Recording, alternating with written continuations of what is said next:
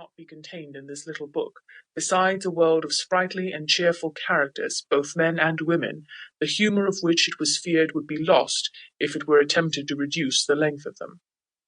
What these tales shall have been to the young readers, that and much more it is the writer's wish that the true plays of Shakespeare may prove to them in older years, enrichers of the fancy, strengtheners of virtue, a withdrawing from all selfish and mercenary thoughts, a lesson of all sweet and honourable thoughts and actions, to teach courtesy, benignity, generosity, humanity.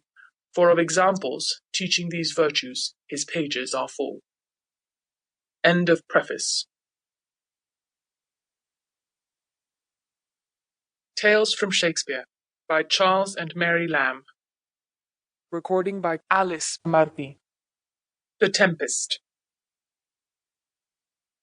There was a certain island in the sea, the only inhabitants of which were an old man, whose name was Prospero, and his daughter Miranda, a very beautiful young lady.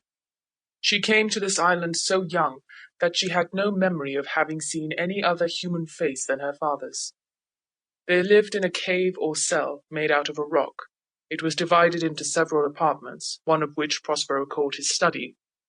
There he kept his books, which chiefly treated of magic, a study at that time much affected by all learned men, and the knowledge of this art he found very useful to him, for being thrown by a strange chance upon this island, which had been enchanted by a witch called Sycorax, who died there a short time before his arrival, Prospero, by virtue of his art, released many good spirits that Sycorax had imprisoned in the bodies of large trees, because they had refused to execute her wicked commands.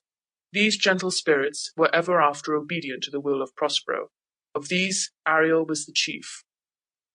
The lively little sprite Ariel had nothing mischievous in his nature, except that he took rather too much pleasure in tormenting an ugly monster called Caliban, for he owed him a grudge because he was the son of his old enemy, Sycorax.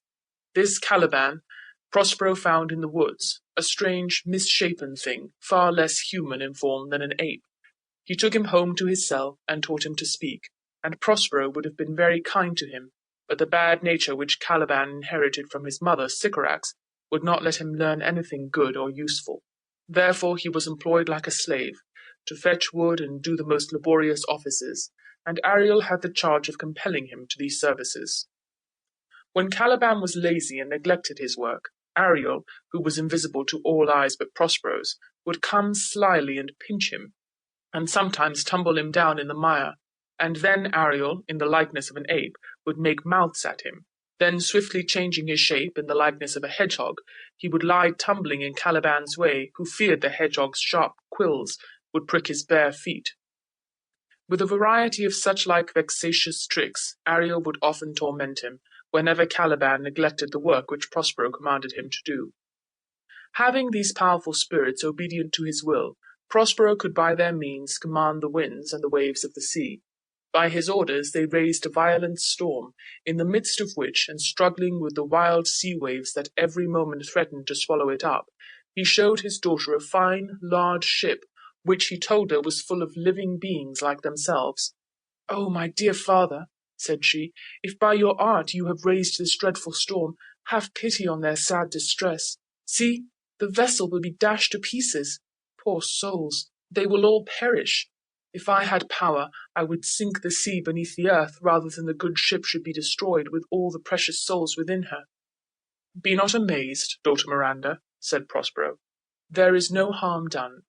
I have so ordered it that no person in the ship shall receive any hurt. What I have done has been in care of you, my dear child. You are ignorant of who you are, or where you came from, and you know no more of me, but that I am your father and live in this poor cave. Can you remember a time before you came to this cell? I think you cannot, for you were not then 3 years of age."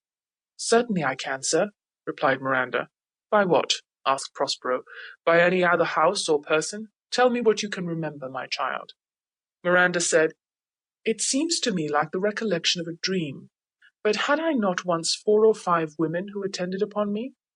Prospero answered, "You had, and more. How is it that this still lives in your mind? Do you remember how you came here?" "No, sir," said Miranda. "I remember nothing more." 12 years ago, Miranda," continued Prospero, "I was Duke of Milan, and you were